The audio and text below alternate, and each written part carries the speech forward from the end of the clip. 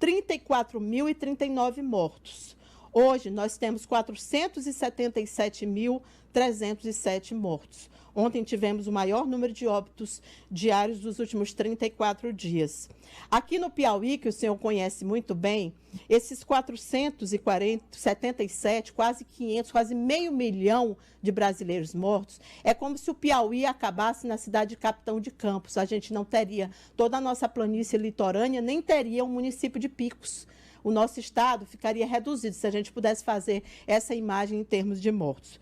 Pergunto eu ao senhor, estamos há mais de um ano da pandemia e ainda falando em tratamento precoce e discutindo exaustivamente se deve, se não deve usar medicamentos de ineficácia comprovada pela ciência. Onde foi que o Brasil errou, ex-presidente? Que apatia foi essa que tomou conta e permitiu que políticos, instituições e o povo em geral deixasse que a gente chegasse até esse ponto? Bom dia. Bom dia, Cíntia. Bom dia a todos os ouvintes da TV Meio Norte. Bom dia ao meu querido povo do Piauí e também dos estados que acompanham a nossa TV Meio Norte e a Rede Meio Norte, o jornal, o Rádio Jornal. E eu queria cumprimentar também o nosso querido governador Wellington, que eu espero que esteja acordado vendo o seu programa. Eu soube que ele está. Olha, Cíntia, o que nós estamos colhendo é aquilo que foi plantado pela irresponsabilidade do atual presidente da República. Veja, eu não sou daqueles mais céticos que ficam tentando jogar apenas a responsabilidade em cima de uma pessoa. Eu acho que o Bolsonaro não cumpriu o papel que ele deveria ter cumprido como presidente da República. Ao ficarmos sabendo do Covid, da pandemia, ele deveria ter construído um comitê de crise através do ministro da Saúde, dos secretários de Estado, de vários e vários pesquisadores brasileiros, e esse comitê de crise passar a orientar as ações do governo e passar a orientar as ações que deveriam ser, tomadas pelos prefeitos e pelos governadores de Estado. Ao invés de fazer isso, que era o bom senso, que qualquer pessoa responsável faria, ele resolveu desacatar a pandemia, resolveu dizer que o vírus não existia, que era uma gripezinha, que não precisava tomar vacina, rejeitou comprar vacina quando foi nos oferecido vacina mais barata, e muitas vacinas foram vencidas. A gente poderia ter evitado, eu diria, pelo menos metade das mortes que aconteceram nesse país. E o que o presidente continua fazendo, ele continua desacreditando na pandemia, continua chamando o povo para participar de coisa na rua, continua aparecendo em atos sem usar máscara. E o que é mais grave, ele desrespeitou uma das melhores coisas que foi, surgida durante essa crise, que foi o consórcio do Nordeste, que hoje tem na presidência o nosso querido Wellington. Ou seja, o consórcio era um sinal de que era preciso muita organização para que a gente pudesse vencer uma pandemia que a gente não conhecia, que os cientistas ainda não conheciam, que estava todo mundo tentando encontrar uma solução. Então, quando nós chegamos hoje a 477 mil mortos, e 17 milhões de casos, a gente demonstra o seguinte: o Brasil não cumpriu a lição de casa, nós estamos correndo atrás do prejuízo. E eu queria, ao responder essa pergunta, prestar solidariedade aos familiares, de todas as pessoas que foram vítimas do Covid e das pessoas e dos familiares das pessoas que já morreram, Cíntia, porque não é pouca coisa o que aconteceu nesse país, o que ainda pode acontecer, porque o governo continua mentindo. O governo não trata as pessoas com respeito. Você veja que durante o funcionamento da CPI, todas as pessoas que vão tentar defender o governo, eles vão preparados, devem fazer media trainer, pedem proteção de advogado, recorrem à Suprema Corte, ou seja, porque eles estão preparados para mentir e não para contar a verdade. Ou seja, eles continuam prestando um desserviço à sociedade brasileira, porque o que nós precisamos é salvar o povo brasileiro. E salvar o povo brasileiro significa a gente poder ter a garantia que todo brasileiro vai ter vacina. Hoje de manhã, Cíntia, eu vi uma notícia, não sei se você viu, que nós acabamos de comprar vacina. Aliás, o ministro parece que anunciou ontem na CPI que nós compramos vacina que vai vencer dia 27 de junho. Exatamente. Ou seja, significa que a gente vai comprar um lote, é como se você fosse no supermercado comprar um produto que está para vencer e você tivesse que consumir tudo num único dia. Então, veja, tudo isso porque nós somos irresponsáveis, tudo isso porque não foi cuidado direito e tudo isso porque o presidente da República não tem o menor humanismo dentro dele. Ele continua tratando isso como se fosse, sabe, uma doencinha, uma gripezinha.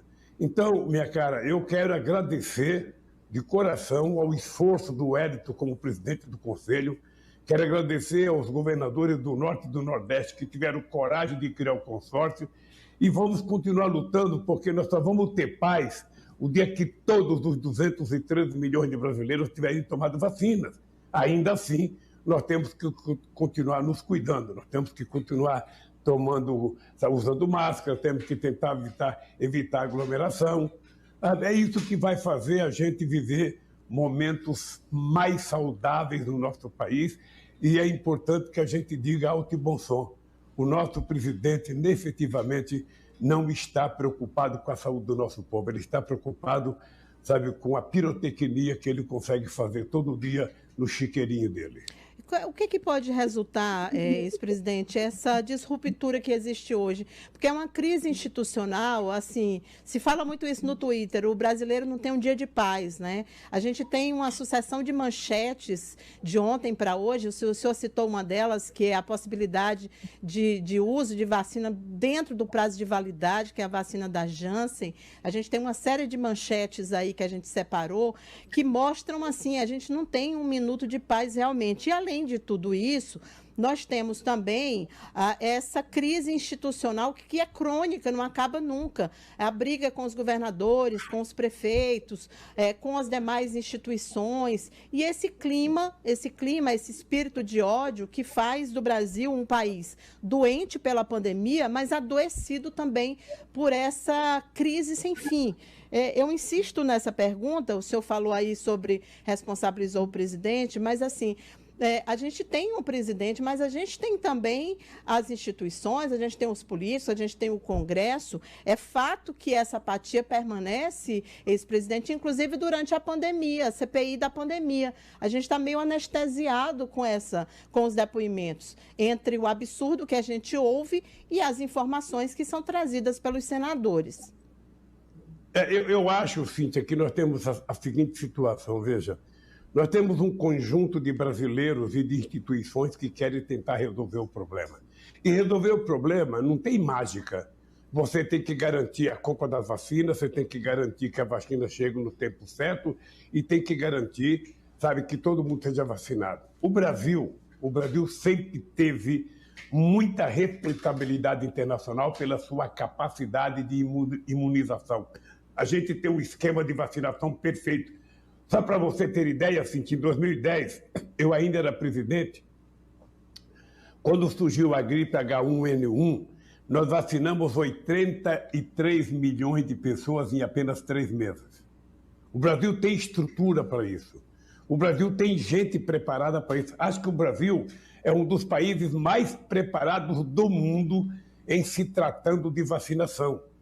No primeiro ano do governo Bolsonaro, foi o único ano que a gente não vacinou todas as pessoas como a gente vinha vacinando sempre. Porque é uma questão de postura política de governo. Ou seja, você está lembrado que eu fui num debate na televisão, o Bolsonaro nem lembrava que tinha Zé Gotinha mais. Depois que eu falei do Zé Gotinha, começaram a utilizar Zé Gotinha em propaganda todo dia. É apenas uma questão de postura, de responsabilidade. O presidente da República, veja, ele não tem obrigação de saber tudo. Ele tem a obrigação de coordenar o seu time para que o seu time faça as coisas corretamente. Agora, ele indicou errado o ministro da Saúde, ele indicou gente que não estava preparada para cuidar da vacinação, ele desrespeitou os governos do Estado, desrespeitou o secretário de Segurança, desrespeitou o secretário de Saúde, ele desrespeitou, sabe, tudo que é pesquisador nesse país. Ele montou um governo paralelo, sabe, em se tratando de cuidar da Covid. Eu já vi várias reuniões na televisão do governo paralelo dele para discutir a questão da vacinação. Ele preparou gente para mentir e para vender a cloroquina, que é um remédio para outra doença e não para o Covid. Veja, eu acho que a Câmara, sabe, já deveria ter tomado decisões contra o presidente. Eles recusaram, teve mais de 100 processos de impeachment que nenhum foi votado. Ainda tem processo de impeachment que a Câmara tem que tomar uma decisão e colocar em votação.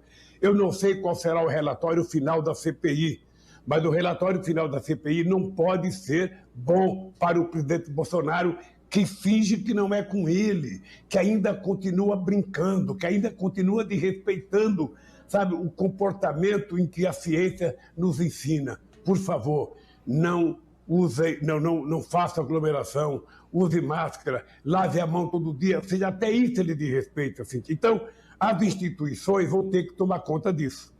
Ou tem um relatório da CPI que peça uma punição ao Bolsonaro, ou a Câmara pega um dos processos que tem de impeachment e coloca em votação, porque não é possível que a gente tenha um presidente da República, não é esse o papel do presidente, desrespeitando todo santo dia as instituições e tentando jogar a sociedade contra as instituições. Ora ele ofende a Câmara, ora ele ofende, sabe, o Senado, ora ele ofende a Suprema Corte, ora ele ofende a sociedade civil. Um presidente da República que nunca se reuniu com os trabalhadores, nunca se reuniu com os sindicatos, nunca se reuniu com os sem terra, nunca se reuniu com pequenos agricultores, nunca se reuniu com os sem teto, nunca se reuniu com reitores, nunca se reuniu com ninguém da educação. Ou seja, um presidente que só se reúne na frente do seu celular para fazer fake news ou com as pessoas que frequentam aquilo que nós chamamos de os profissionais do chiqueirinho. As pessoas que vão todo dia de manhã para fazer as perguntas para ele poder fazer os fake news dele. Então, está difícil, o povo está muito frustrado, o povo está decepcionado. Obviamente que o coronavírus permitiu, sabe, que a sociedade ficasse um pouco mais dentro de casa, mais sem se manifestar, com medo. Mas eu acho que nós precisamos, sabe, ir para a rua e começar a cobrar, sabe, que esse país seja governado decentemente. A última que aconteceu com o ex-ministro da Saúde, de ir no palanque dele, e depois ele proibiu o Exército de punir o cara e levar o cara para dentro do palácio, são medidas de afronta às instituições que ele faz todo santo dia. E o Brasil não pode continuar, porque aí, se o Brasil continuar nesse nível, o Brasil vai continuar sendo um país pequeno, o Brasil não vai ter respeitabilidade, o Brasil não vai gerar os empregos que nós precisamos, não vai gerar a renda que o povo precisa. Você é prova, Cíntia, do crescimento do Estado do Piauí nesses últimos anos pela boa governança. Quando você tem alguém que gosta do povo, que respeita as instituições, que conversa com o povo e faz parte daquilo que o povo precisa que seja feito, ou seja, tudo vai bem. Se você não faz isso, tudo vai mal. Então, eu acho que nós estamos numa situação complicada e nós precisamos continuar acreditando que somente o povo é que pode resolver o problema, sabe, da ingovernabilidade do Bolsonaro. Aliás, o senhor falou aí sobre as aglomerações que o presidente tem participado continuamente.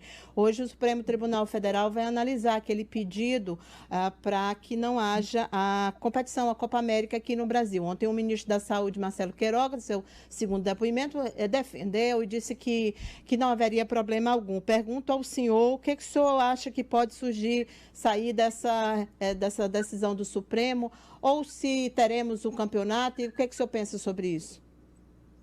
Olha, eu não sei, Cíntia, como cidadão brasileiro e como cidadão preocupado com o Covid, eu gostaria que a gente não tivesse, sabe, aceitado realizar a Copa América no Brasil.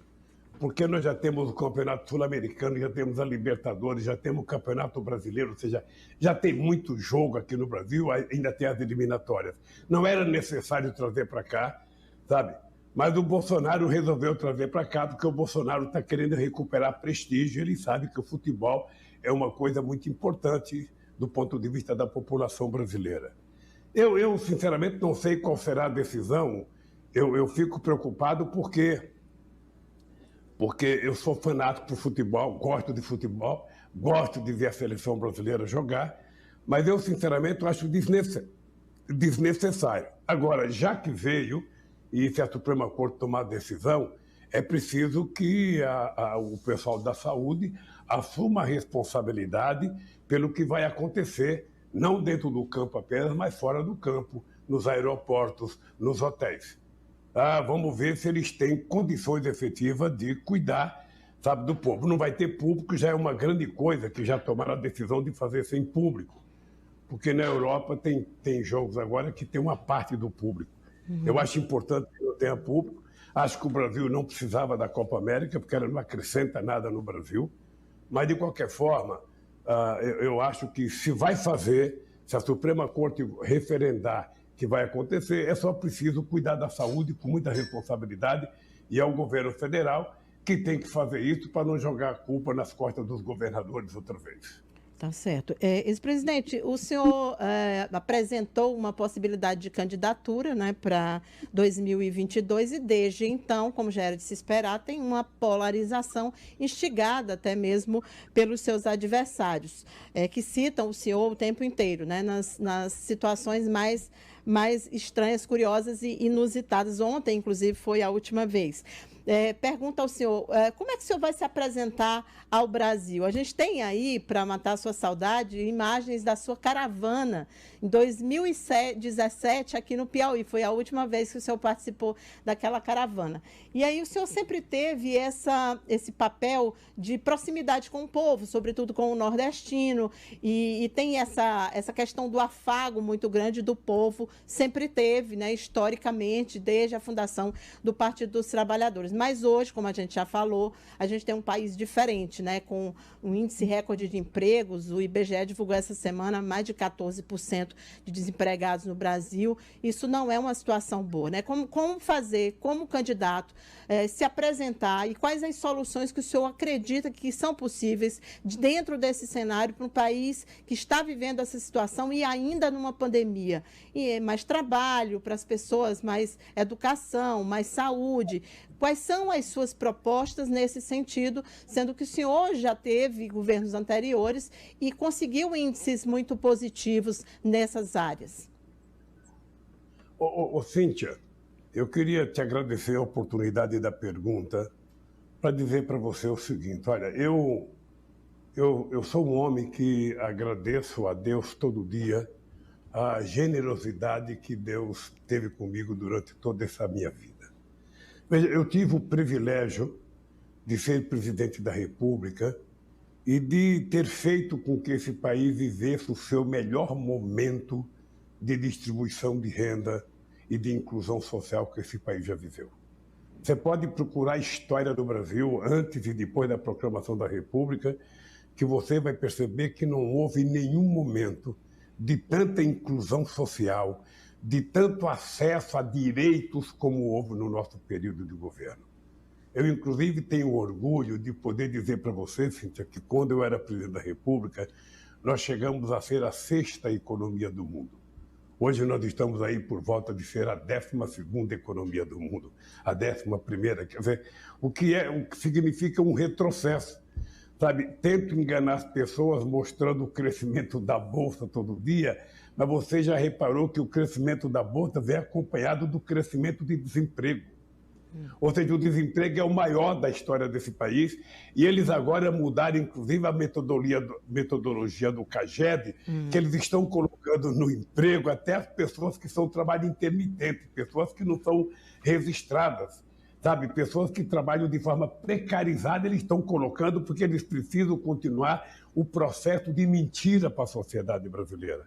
E a sociedade brasileira, Cíntia, não precisa de mentira. Sabe, eu sempre digo o seguinte: você não tem que ser mágico e você não tem que prometer nada, milagre. O que você tem é que ter certeza de ser verdadeiro com o povo, de você dizer o que é possível fazer. Na casa da gente, as coisas funcionam assim. Uma família não exige que o chefe da família faça tudo o que eles querem. Sabe, as pessoas exigem que ele faça corretamente tudo o que ele pode fazer. E o povo brasileiro precisa ter um presidente que faça corretamente tudo aquilo que é necessidade do povo brasileiro. E o que o povo quer, na verdade, Cíntia? O povo quer ter o direito, a decência de morar, o povo quer ter a decência de trabalhar, o povo quer cuidar dos seus filhos com toda a respeitabilidade e dignidade, o povo quer que seu filho tome café, almoce e jante todo dia, o povo quer que os meninos tenham e as meninas um processo de educação e possa sonhar em chegar à universidade, o povo quer que o povo quer ter acesso à cultura, o povo quer ter acesso à saúde, o povo quer ter acesso a transporte, o povo quer ter acesso à segurança. Está todo mundo cansado, está todo mundo irritado, porque todo mundo liga a televisão, tem um presidente mentindo, liga o rádio, tem um presidente mentindo, liga o rádio, tem o filho dele fazendo fake news, liga o rádio, tem eles agredindo o presidente de um outro país. Ou seja, não há uma única mensagem saudável. Não há nada humanista, não há nada solidário, não há nada fraterno da parte dessa gente. E o povo cansou. Então, o que eu tenho dito? É preciso voltar a ter duas palavras que são mágicas para quem governa. A gente tem que ter credibilidade e tem que ter previsibilidade. Você precisa conquistar o respeito da sociedade, fazendo coisas com muita seriedade, e você tem que mostrar para a sociedade que você não vai todo dia ir dormir, sabe, com uma coisa e acordar com outra. Não. Você vai saber o que vai acontecer nesse país, porque você não governa para você. Você não governa para um grupo seu, você governa para o povo brasileiro. E eu acho que é isso, Cíntia, que faz com que haja uma maioria do povo brasileiro, sabe, que deposita um voto de confiança que eu volto a ser candidato a presidente da República. E eu vou dizer para você, Cíntia, eu vou dizer para você uma coisa muito importante. Cíntia. Eu necessariamente não preciso ser candidato a presidente da República. Eu já fui presidente da República e já fiz o governo de maior inclusão social que esse país conheceu em 500 anos. Eu já tenho que agradecer a Deus todo dia. Agora, se for necessário para tirar o Bolsonaro, eu ser candidato, não tenha dúvida que eu serei candidato. Se o partido quiser, se nós tivermos uma aliança política, sabe, aí, sabe, o apoio dos governadores, o apoio de muita gente nos estados, eu não tenho nenhum problema. Eu tenho 75 anos de idade, estou bem de saúde, tento me preparar fisicamente, tento me preparar intelectualmente, tento me preparar para consertar as coisas que eles já estragaram. É porque não foram pouca coisa que foram estragadas, Cíntia. Se você conversar com o governador Wellington, você vai governar o seguinte: quando a gente ia para o Piauí, quando eu fui criar o projeto Fome Zero, Cíntia, eu vou te contar uma pequena história para o povo do Piauí saber. Quando a gente falava, vamos tentar localizar o lugar mais pobre do Brasil, o primeiro nome que vinha na nossa cabeça aqui em São Paulo e nos intelectuais, era o estado do Piauí. Era o primeiro nome. Foi por isso que nós fomos lançar o Fome Zero lá em Guariba. Olha, então, hoje, se você pegar o estado do Piauí, é um estado que tem crescido a média, tem crescido acima da média do crescimento de outros estados brasileiros. Se você for o Piauí, o IDH do Piauí era 0,4, passou para 0,7, que é um estágio muito importante. Se você pegar a educação do Piauí, melhorou de forma extraordinária, do ensino fundamental à universidade. Se você vê o crescimento das escolas técnicas, dos IFETs e das universidades, cresceu bastante no Piauí. Se você veja o processo de investimento no Piauí, cresceu muito. Por quê? Porque houve um processo de trabalho conjunto entre um presidente da República e um governo do Estado. Houve um compartilhamento das coisas a serem feitas nesse país. Um presidente não governa sozinho. Um presidente não pode ver um governador como inimigo. O presidente não tem que transformar a relação com o governador numa coisa pessoal. O presidente tem que ter a relação com o governador pensando no povo daquele estado. O seu presidente da República não tem que ficar olhando o Wellington porque ele é do PT, não. Ele tem que olhar que o povo do Piauí é brasileiro, as mulheres são brasileiras e tem direito de comer, tem direito de trabalhar, tem direito de ser feliz. Foi assim que nós conseguimos fazer e é assim que eu acho que a gente pode voltar a consertar o Brasil. Eu queria repetir para você uma frase que eu já falei agora, Cíntia. Não existe mágica. Não existe nenhum gênio dentro de uma garrafa que, ao você tirar a tampa, ele vai aparecer para consertar o Brasil. Não existe nenhuma varinha de condão que você vai balançar ele e vai aparecer alguém para consertar o Brasil. Não. Esse país precisa de uma pessoa séria, que goste do povo, que respeite o povo, que conheça os problemas do povo brasileiro, que diga alto e bom som que esse país só vai dar certo quando o povo pobre deixar de ser pobre. Quando o povo pobre estiver tomando café de manhã, almoçando, jantando, quando os filhos dos pobres estiverem estudando, quando uma pessoa da periferia, uma pessoa do campo puder, sabe, dos mais pobres, ser médico, ser engenheiro, ser dentista, sabe? Quando esse país estiver fazendo isso, a gente vai viver melhor. Foi assim que nós chegamos a 2010 como o país mais otimista do mundo. Então, o que é que eu posso prometer para o povo se eu for candidato? É que eu vou provar para o povo que é possível esse povo ser feliz quando o governo acreditar no povo e o governo colocar o povo dentro do orçamento da União. O orçamento da União, agora mesmo eu ouço dizer e vejo pela imprensa que tem 3 bilhões no orçamento, 3 bilhões que é um orçamento secreto para que a Câmara dos Deputados possa ganhar as votações para o Bolsonaro. Eu acho um crime de responsabilidade contra o povo brasileiro. Mas eu acho que se a gente pensar no povo e a gente governar para o povo, eu acho que esse país volta a dar certo, volta a crescer, volta a gerar riqueza e volta a ser feliz. Então, o que é que eu posso dizer para o povo? É que eu sou o único, se for candidato a presidente da República, que tem uma obrigação: fazer mais do que eu fiz. O senhor vai fazer precisar... mais do que eu fiz. Perdão. O senhor vai precisar fazer essa construção, né? A gente tem um país bastante dividido, a construção dessa sua candidatura. O senhor, inclusive, já anunciou isso, as viagens pelo Brasil e as conversas com os mais diversos segmentos da política brasileira, não apenas a esquerda. Pergunto ao senhor como é que está esse processo de construção. Já lideram vice, já tem até ministro da Saúde sendo escolhido para o seu governo. Pergunto, vamos ter governador, candidato a vice? Fala-se, por exemplo, numa filiação do governador do Maranhão, Flávio Dino, ao Partido dos Trabalhadores, filiação da Manuela Dávila também, a fusão com o PCdoB. Como estão essas costuras do senhor para atrair a esquerda, que ainda não está com o senhor, e o centro, que é sempre um divisor de águas nas eleições aqui no Brasil? Cíntia, você tem muita experiência porque você acompanha o que tem acontecido no estado do Piauí e no Brasil. E a gente poderia pegar o Wellington como exemplo. Veja, você para ganhar as eleições, você pode até ganhar as eleições com um partido só. Mas na hora que você tiver que governar, você precisa juntar as forças que foram eleitas para construir.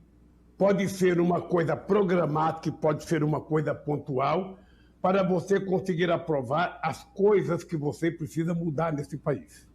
É assim que se governa. Se aparecer alguém na televisão dizendo eu não gosto de política, é todo mundo ladrão, eu não posso governar com política, é todo mundo ladrão, não acredite nesse cara, que esse cara pode ser um ladrão. Não há como você governar se você não conversar com o Congresso Nacional, se você não conversar com o Senado, se você não respeitar as instituições.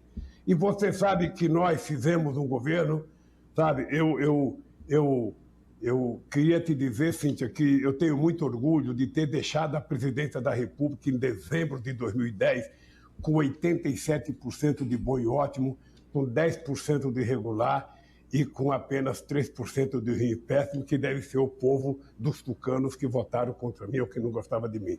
Ou, quem sabe, alguém de extrema-direita no Piauí. Mas o dado concreto, Cíntia, é que para você governar, você precisa construir essa governança. Você tem que conversar com as pessoas que você gosta e com as pessoas que você não gosta. Ou seja, quando o Wellington faz um projeto de lei e manda para dentro da Assembleia Legislativa, nenhum deputado tem obrigação de votar no projeto do Wellington. Ele é que tem que convencer os deputados a votarem. E é normal que os deputados queiram fazer emenda, que queiram acrescentar alguma coisa, que queiram tirar alguma coisa. Isso é a essência do jogo democrático. O resto é ditadura. O resto é autoritarismo. Então, você pode ficar certo o seguinte, Cíntia, eu quero construir uma aliança para governar esse país, para ganhar e para governar. Agora, todo mundo tem que saber, antes, durante e depois, a nossa prioridade é o povo pobre desse país. A nossa prioridade é gerar empregos, a nossa prioridade é gerar renda, a nossa prioridade é melhorar a educação, é investir em ciência e tecnologia, é investir em cultura, é investir em meio ambiente. Todo mundo tem que saber disso, ninguém tem que ser enganado. Agora, enquanto isso não acontece, nós estamos brigando para quê? Para vacina para todo mundo, para salário emergencial para todo mundo, para crédito especial para os empresários, para que a economia possa continuar gerando possibilidade de emprego. É isso que nós temos que fazer. Por isso é que eu tenho dito, olha, as eleições é em 2022, vamos deixar para discutir a eleição de 2022 e vamos discutir agora a questão da vacina para todo mundo, do auxílio emergencial. Uma outra coisa que você falou de aliança política, eu, na verdade, estou trabalhando para ver se a gente consegue aprovar no Congresso a federação, porque eu gostaria de dar ao PCdoB a chance do PCdoB continuar existindo dignamente, porque é um partido de muita respeitabilidade, é um partido ideologicamente muito respeitado, e eu gostaria que o PCdoB não fosse obrigado a se diluir em outros partidos políticos. E essa aliança política você vai construindo. Sabe, aí você tem no seu estado um dos maiores especialistas em construção de alianças políticas, que é o Wellington. E certamente o Wellington é um companheiro que vai participar junto com outros governadores. Se eu decidir a minha candidatura, ele vai participar do comando da campanha, porque eu não posso desprezar a experiência de um homem que tem a carreira política extraordinária que tem o Wellington no estado do Piauí. Eu não posso abdicar da inteligência e da competência do Wellington em qualquer coisa que seja na minha campanha. Você sabe que já escolheram 11 vices para mim. Você sabe que já escolheram 8 ministros da Fazenda do meu governo. Sabe, não tem nada, eu ainda nem decidi se sou candidato. Quando eu decidir que sou candidato, eu vou montar o comando de campanha e aí eu vou começar a procurar quem são os parceiros. Eu, nesse momento, eu poderia te dizer, eu estou naquela fase de garimpagem. Eu estou visitando alguns estados, conversando com algumas pessoas, estou medindo a pulsação, sabe, dos partidos políticos para que a gente possa fazer essa disputa do jeito mais democrático que o Brasil já teve uma disputa. Do outro lado, as pessoas ficam dizendo, não, mas é preciso acabar com a polarização, é preciso acabar com a polarização. Quem acaba com a polarização é o povo, depois das eleições. Eu polarizei com o Collor, perdi. Eu polarizei com o Fernando Henrique Cardoso 2 vezes e perdi. Eu polarizei com o Serra e ganhei. Eu polarizei com o Alckmin e ganhei. Depois a Dilma ganhou do Serra, depois a Dilma ganhou do Aécio. Ou seja, o Biden acabou de polarizar com o Trump e ganhou. Toda eleição tem polarização. Toda eleição. As pessoas ficam inventando história para a sociedade. Não, vamos encontrar alguém que não seja polarizador, vamos encontrar um santo, vamos encontrar uma pessoa neutra. Não existe isso em política. Não existe isso em política. E política é bom que seja polarizada para o povo saber quem é que está disputando as eleições e quem é que vai fazer. O Bolsonaro ganhou as eleições de 2018 com base numa farsa, com base numa mentira, com base no fake news, e você sabe que muita gente da imprensa teve responsabilidade pela eleição do Bolsonaro. Você sabe disso, Cíntia. Então, agora eu acho que na reeleição dele chegou o momento da verdade. E se eu tiver que me confrontar com o Bolsonaro, eu farei isso, sabe, quase que com uma missão divina. Sabe, tirar o fascismo desse país e colocar a democracia de volta. Fazer o povo brasileiro voltar a sorrir. Fazer o povo brasileiro voltar a acreditar que um outro Brasil é possível a gente construir com mais harmonia, com mais fraternidade, com mais solidariedade, com mais emprego, com mais salário e com melhor qualidade de vida. Eu acredito nisso cegamente, Cíntia. E é esse país que nós vamos reconstruir com a ajuda desse povo extraordinário do Piauí. Eu sei que a gente está acabando aqui a nossa entrevista, mas eu queria fazer duas perguntinhas rápidas para o senhor. Primeiro, sobre essa questão do papel do Nordeste, né? O Nordeste se destacou no enfrentamento da pandemia, sobretudo no primeiro ano. O senhor citou aí o Comitê Científico do Nordeste. A gente tem menores taxas de mortalidade, letalidade aqui no nosso país, na região Nordeste, que sempre optou pela ciência, sempre foi pelo caminho da busca pela vacina, corrida pela vacina, inclusive liderada pelo governador Wellington Dias aqui do nosso estado. Pergunta ao senhor, como o senhor enxerga o Nordeste dentro desse novo cenário de uma candidatura e de uma hipotética eleição do senhor? Um Nordeste mais fortalecido, por exemplo, com ações hoje que já não são aquelas primeiras ações de fome zero, né? A gente evoluiu para outros números, outras estatísticas, e hoje a gente dá exemplos de novas formas de gestão, novos modelos de gestão. Como o senhor enxerga o Nordeste? Cíntia, uma coisa importante é o seguinte, eu também acreditei e fiquei muito feliz. Eu te diria que eu até chorei quando a ONU reconheceu o Brasil fora do mapa da fome. Foi uma das coisas que mais me emocionou, porque eu lembro que quando 10 de dezembro de 2003 eu fui visitar o presidente Bush e ele queria que o Brasil participasse da guerra do Iraque, eu disse para o Bush, olha, o Brasil não vai participar da guerra do Iraque porque eu não tenho nada contra o Saddam Hussein. Agora, eu tenho um inimigo no Brasil que eu quero derrotar, que é a fome. Tem 54 milhões de pessoas passando fome e eu quero vencer essa guerra. Então, quando a ONU anunciou que o Brasil estava fora do mapa da fome, eu chorei de emoção, porque era um sonho que eu tinha que garantir que o povo comesse 3 vezes ao dia. A fome voltou, Cíntia, e a fome voltou com muito mais força, porque eu nunca vi tanta gente pedindo esmola, tanta gente na rua como a gente tem aqui em São Paulo. Agora a gente tem um novo tipo de pessoa pedindo esmola, as pessoas com plaquinha na mão escrito, eu fui empresário, eu tô sem renda, eu estou passando fome, eu quero comer. É isso que a gente vê nas ruas, aqui em São Bernardo, em São Paulo, em qualquer lugar.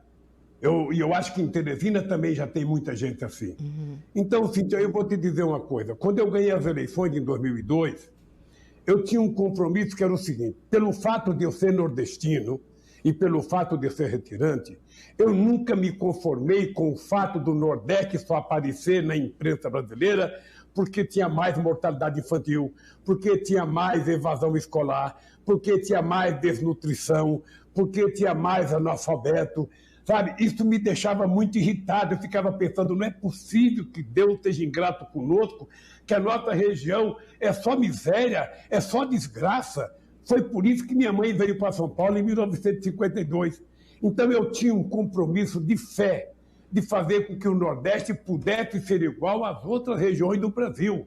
É por isso que nós investimos muito no desenvolvimento do Nordeste, muito. Às vezes eu brinco, eu uso muita palavra duvido, eu duvido que tenha na história do Brasil um presidente da República que investiu no Nordeste o que os governos do PT investiram. Duvido. Eu duvido que um presidente da República tenha feito a quantidade de universidades, a quantidade de extensões universitárias e a quantidade de escolas técnicas que nós fizemos. É por isso que eu tenho orgulho quando eu vejo o meu índio é o Wellington, sabe? Chegar aqui em São Paulo e falar grosso, porque quando aparece a avaliação dos estudos das escolas nesse Brasil, um estado do Nordeste como o Piauí, um estado do Nordeste como o Ceará, aparece em primeiro lugar. Ganho de São Paulo, ganho do Rio Grande do Sul. Isso o que foi? Foi oportunidade que os governantes municipais, estaduais e federal fizeram.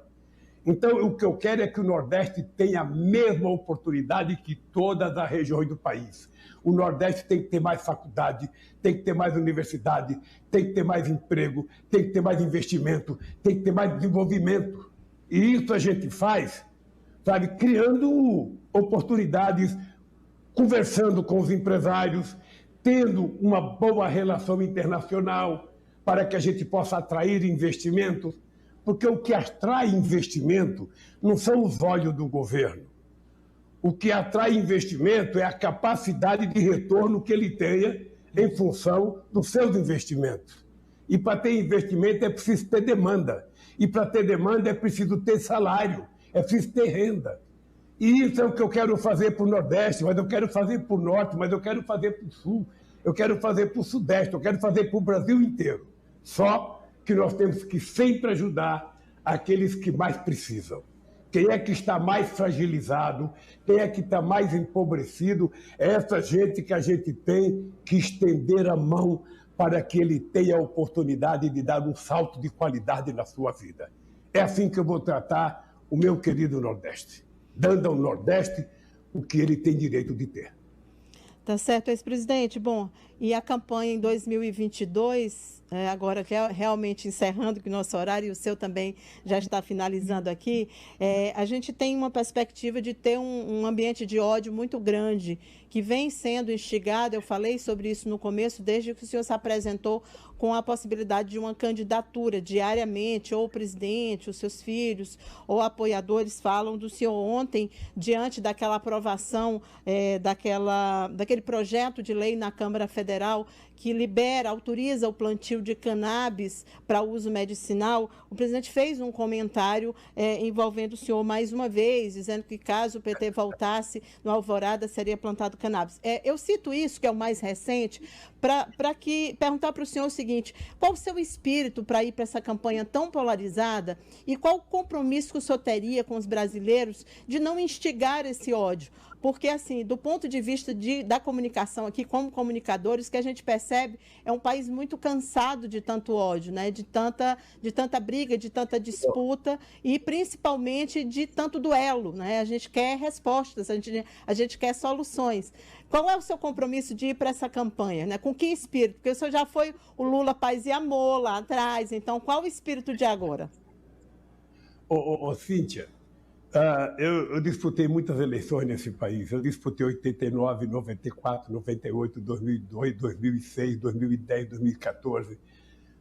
Todas as eleições que eu disputei, você não viu uma reação de ódio da minha parte. Eu perdi as eleições, eu ia para casa. Quem foi o primeiro a estimular o ódio no país? Foi o Aécio contra a Dilma nas eleições de 2014. Foi o primeiro candidato que perdeu uma eleição que resolveu não aceitar o resultado, que foi para a justiça. E não teve campanha de mais ódio do que aquela. Você sabe que, da minha parte, não tem ódio, porque eu não vou falar das pessoas. Veja, eu não tenho ódio contra ninguém. Eu queria provar que o Moro era um bandido e provei. Eu queria provar que a força-tarefa da Lava Jato era um conluio, era quase que uma quadrilha, e provei. E ainda vou provar, porque tem mais coisas para acontecer nesse país. E quando eu faço isso, sim, que eu faço defendendo a justiça e faço defendendo o Ministério Público. Porque essas pessoas da Força-Tarefa lá de Curitiba não prejudicaram o Lula, não. Prejudicaram a indústria brasileira, prejudicaram o emprego brasileiro. Só para você ter ideia, aquele processo da Lava Jato, ele significou 4.400.000 empregos perdidos. Significou deixar de investir no Brasil 172 bilhões de reais. Então, eu falo isso porque quem tem que lidar com essa gente que fez do Ministério Público a tentativa de construir uma quadrilha é essa turma da Força Tarefa. Então, quem tem que cuidar dele é o Ministério Público, porque é uma instituição séria e não pode ficar com quadrilheiro lá dentro. No mais, Cíntia, você sabe que eu não sou de instigar o ódio. Você pode conversar com qualquer político no Piauí. Pode pegar o mais bravo. Sabe? Ele vai dizer para você: olha, eu convivi com o Lula e o Lula é uma pessoa que sabe respeitar, porque eu aprendi isso com a mãe analfabeta. Eu gosto de respeitar e gosto de ser respeitado. Você não me vê ofender as pessoas. Eu também não gosto de responder o jogo rasteiro. Quando eu ganhei em 2002, a gente dizia que a esperança venceu o medo. Eu agora posso te dizer: a vitória do Collor significa que a ignorância venceu a inteligência. Sabe? Do Bolsonaro, melhor, não o Collor, o Bolsonaro. Ou seja, então, Cíntia, eu vou fazer uma campanha, sabe, do jeito que eu sei fazer a campanha. Conversando com o povo, abraçando o povo, não respondendo ao jogo rasteiro dos meus adversários, Quem quiser xingar achando que eu vou responder, vai cair do cavalo, porque eu não vou ficar respondendo. Eu não vou para a televisão para falar mal de ninguém. Eu vou para a televisão para falar o seguinte: é possível consertar o Brasil. E esse país, para ser governado e bem governado, alguém tem que governar um pouco com a sabedoria da cabeça e muito com a sabedoria do coração, porque esse povo precisa de muito amor e muito carinho e nada de ódio. Esse povo precisa de muitos livros e não de armas. Esse povo precisa de alguém que acredite na humanidade, que acredite no humanismo, que acredite na solidariedade, na fraternidade. E é isso que eu sei fazer, porque eu aprendi no berço Cadoralindu. Por isso, Cíntia, fique tranquilo, povo do Piauí, que logo, logo estarei aí. Eu, a partir do mês de julho, eu quero fazer uma viagem pelo Nordeste e um dos portos que eu quero atracar é o meu querido estado do Piauí, para dar um abraço no povo do Piauí, para dar um abraço no querido companheiro Wellington, na Regina, no Rafael e em tanta gente boa que tem nesse estado. Então, pode ficar certo que, da minha parte, será Lula, paz e amor sempre. Mais Aqui uma vez. Não tem espaço para o ódio. Não tem espaço para o ódio. Mas é difícil, né? Você só tem que ter paciência. Cíntia, quem trabalha com ódio não dorme. Quem trabalha com ódio não descansa. Você tem que levantar de manhã rindo. Você tem que levantar de manhã acreditando nas coisas. Eu digo sempre o seguinte: a minha mãe, às vezes na minha casa não tinha feijão para colocar no fogo. A minha mãe nunca ficava amaldiçoando alguém. Ela só falava: amanhã vai ter, amanhã vai ter. E era esse amanhã vai ter que a gente acreditava e tocou a vida. Sabe? Então, quem saiu de onde eu saí, cheguei aonde cheguei e fui o que eu fui, não tem por que não acreditar que a gente pode consertar esse país. Obrigada pela entrevista, obrigada mais uma vez pela participação. Desejo um excelente dia para o senhor. Obrigado, Cíntia. Obrigado. E eu espero que você tenha um bom dia e que o povo do Piauí tenha um extraordinário dia. Se Deus quiser, logo, logo. Deixa o homem viver, ser o que tem que ser. Deixa Lula livre, porque Lula vive.